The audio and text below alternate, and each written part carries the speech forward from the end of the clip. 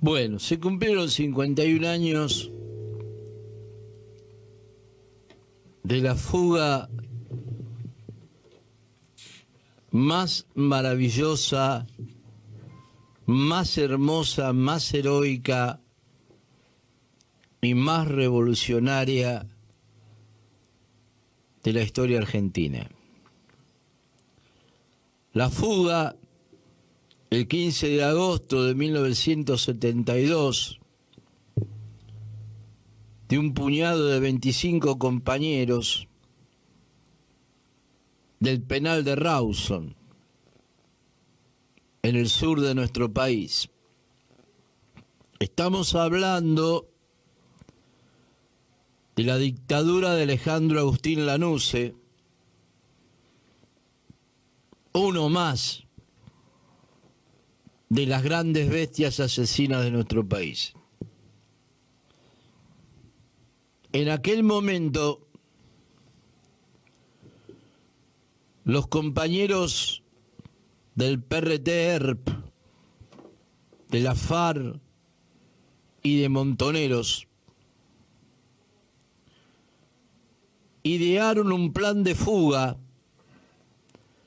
para escaparse de ese penal de máxima seguridad en donde los había recluido la dictadura. Y quiero poner esto en un primer lugar antes de hablar de la masacre de Trelew. Antes de hablar de la masacre quiero hablar de la fuga, porque me parece que en nuestro país, en donde estamos un poquito acostumbrados a que las bestias son superiores en todo y son casi invulnerables, impunes y ganan todas las batallas y no se los puede combatir. Ahí está el ejemplo de la fuga del penal de Rawson, que fue un ejemplo maravilloso de organización, de disciplina, de planificación y sobre todo de un altísimo espíritu de lucha y de unidad y de fraternidad entre los presos. Se fugaron ese día 25 compañeros, encabezados por Mario Roberto Santucho. Y uno dirá, ¿cómo fue posible que se fugaran estos compañeros de una prisión que tenía 70 guardiacárceles armados hasta los dientes y a pocos kilómetros de ahí 1.200 marinos armados hasta los dientes en un penal que estaba en medio de la nada,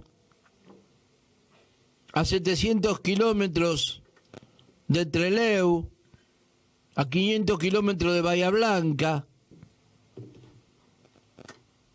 Y sin embargo, los compañeros se fugaron. Y para que los compañeros se fugaran, esto lo relata Santucho y lo relata otros compañeros en varios reportajes que se les hicieron después,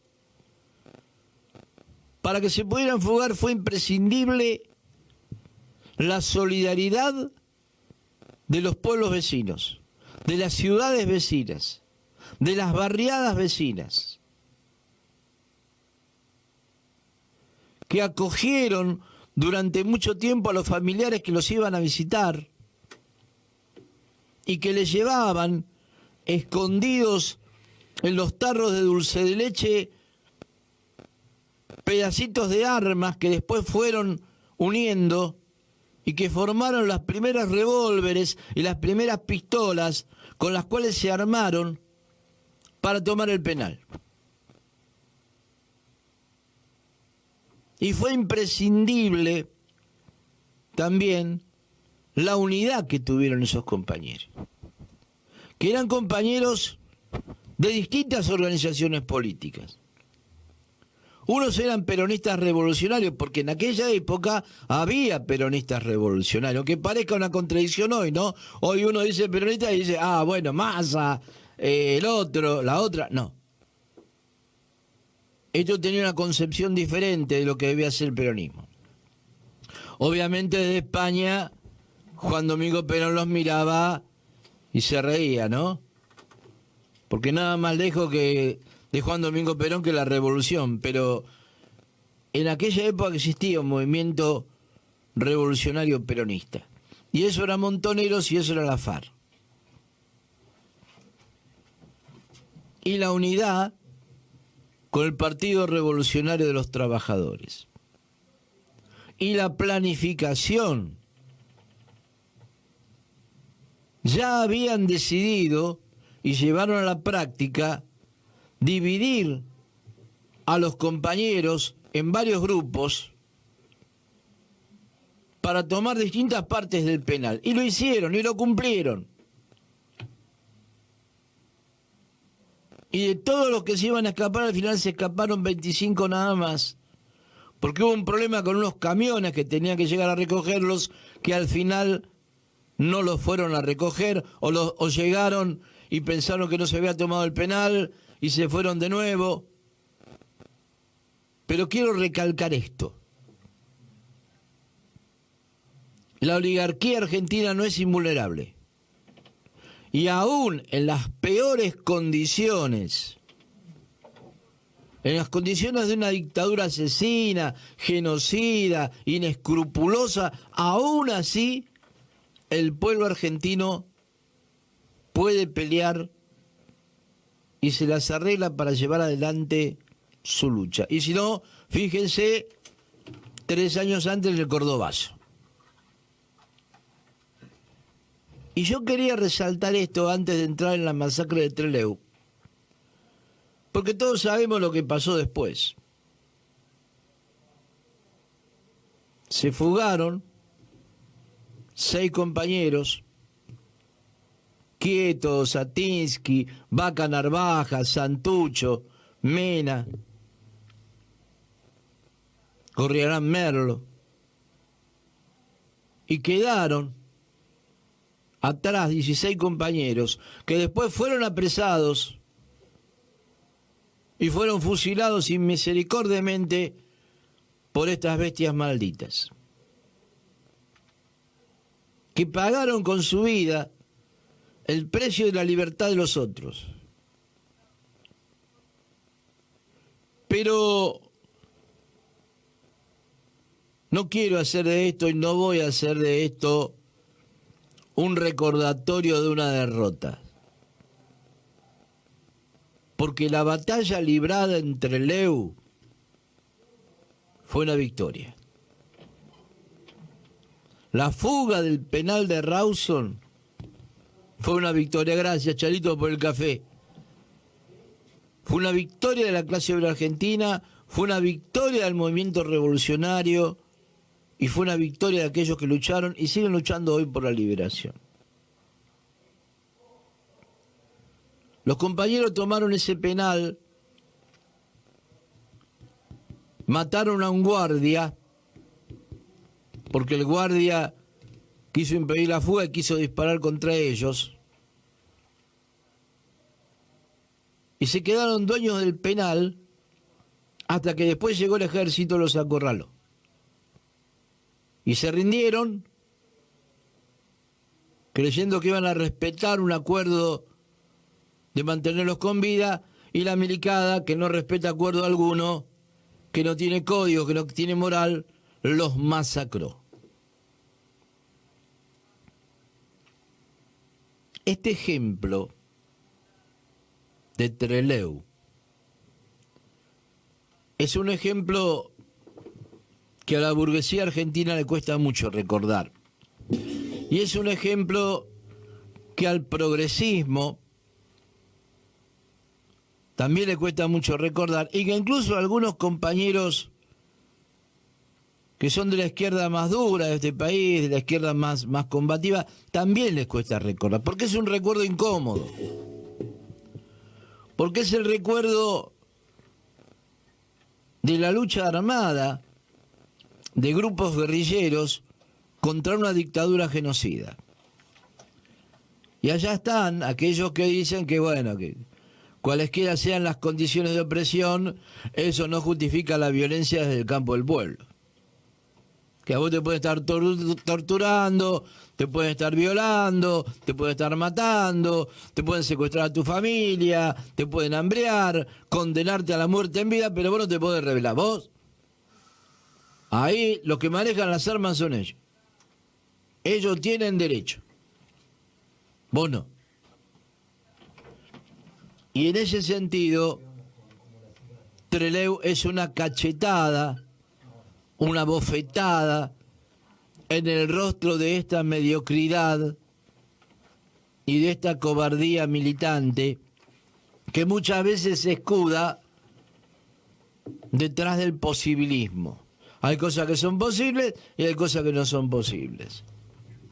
Protestar es posible, quejarse es posible, rebelarse no. Y eso fue lo que hicieron los compañeros de Trelew. Yo voy a leer algunos párrafos muy cortitos de un reportaje que le hicieron a Mario Roberto Santucho en la revista La Fogata de 1972 en Cuba, ¿sí? Y por acá lo tengo, y si me da un segundito lo voy a encontrar. Dice Mario Roberto Santucho.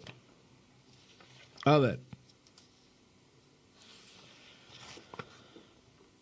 La primera ciudad grande al norte era Bahía Blanca. La segunda, Comodoro Rivadavia. Y la tercera estaba después de la frontera con Chile. En ese momento comprendimos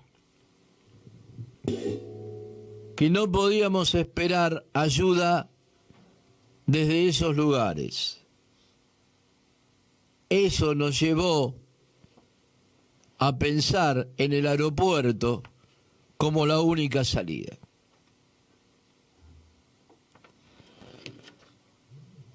En ese sentido,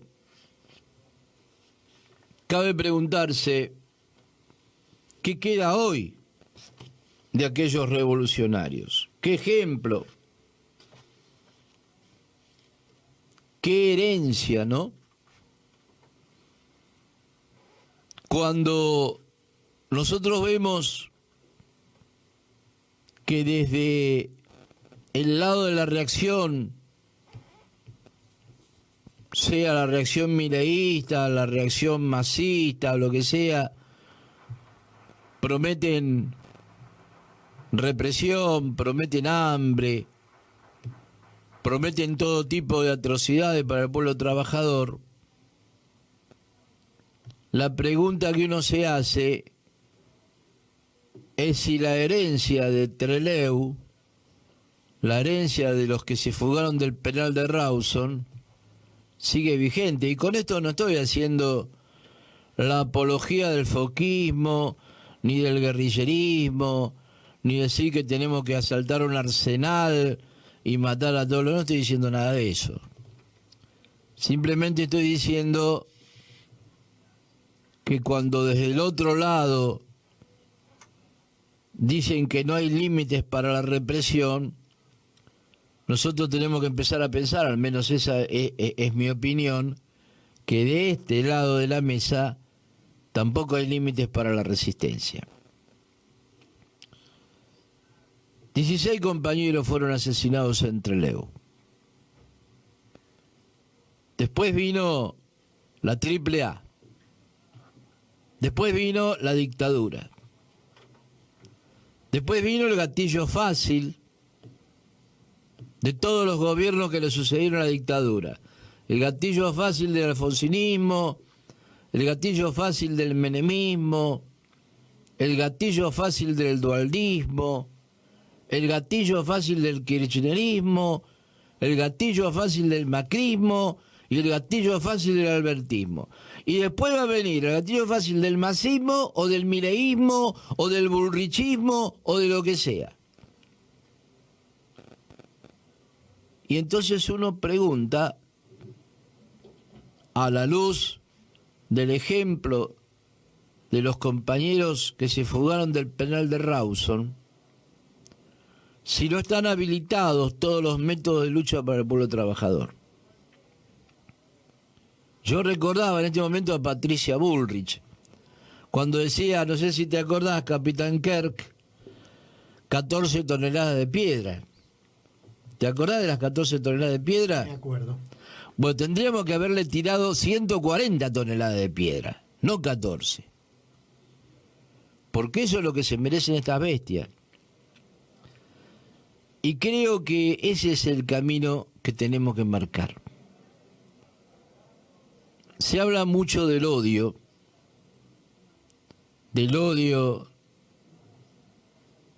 de Juntos por el Cambio, de que son los profetas del odio, ¿no? Pero el Che decía que los pueblos que no odian a sus enemigos van a continuar siendo siempre esclavos. Y yo creo que está bien odiar.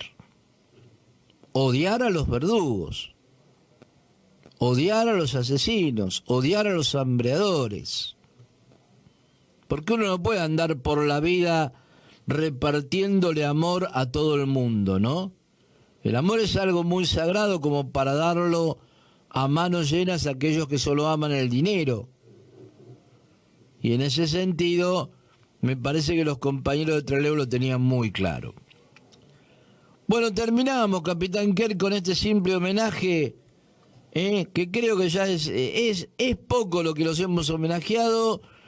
Hay muchas cosas más para decir, pero hay muchas cosas que también que no se pueden decir por la radio, porque si no, después nos van a acusar de cualquier cosa. Bueno, ¿usted cómo la ve en el tema? Antes de ir al tema musical, vamos a leer una poesía, que como las cosas no son casuales, yo me quiero agarrar de las últimas palabras que dijo Gallo,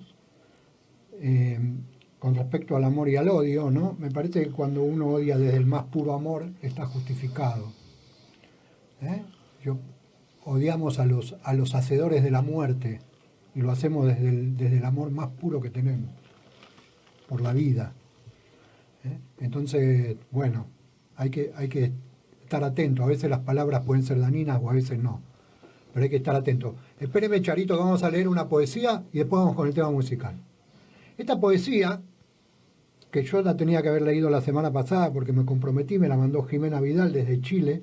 En Chile este año se están cumpliendo 50 años, en septiembre se van a cumplir 50 años del golpe de Estado de Pinochet, el derrocamiento de Salvador Allende, y la gente está en Chile tratando de impulsar desde los derechos humanos la memoria, ¿no? Para que no se pierda eso. Bueno, y por alguna de esas razones, por la dinámica o por lo que pasó, yo me olvidé de leer la poesía.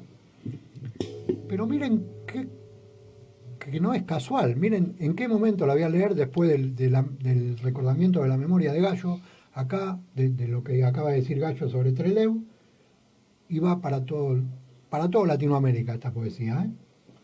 Se llama A ese alguien, y es de Rivera Letelier, la poesía. Hernán Rivera Letelier. A ese alguien, hombre o mujer, que cayó por ti en las mazmorras, a ese que puso sus manos para que no arrancaran las uñas de las manos tuyas, a ese que ocupó tu lugar en la parrilla y gritó y se retorció y no vomitó tu nombre, a ese que hicieron desaparecer y cuyos huesos, que pudieron ser los huesos tuyos, y aparecen de vez en cuando como signo de resistencia, a ese que fue arrastrado por ti al paredón y rezó y lloró y se orinó frente a la muerte y luego sufrió la ignominia de haber asistido a un simulacro. a ese que enfrentó al pelotón de fusilamiento y fue fusilado, ahora sí, con balas de verdad, balas que muy bien pudieron quedar incrustadas en tu pecho. A ese muerto sobre el que hoy estás parado vivo. A ese que con su vida te dio la sobrevida. A ese alguien, hombre o mujer, alojado en tu corazón, abrígalo en tu memoria. Que el frío del olvido no lo toque, para que nunca más en Chile. Esto es de Maravilloso. Hernán Rivera Letelier, me lo mandó Jimena Vidal, que nos escucha siempre en la oyente, que nos escucha muy fiel ahí en Chile, a quien agradecemos muchísimo.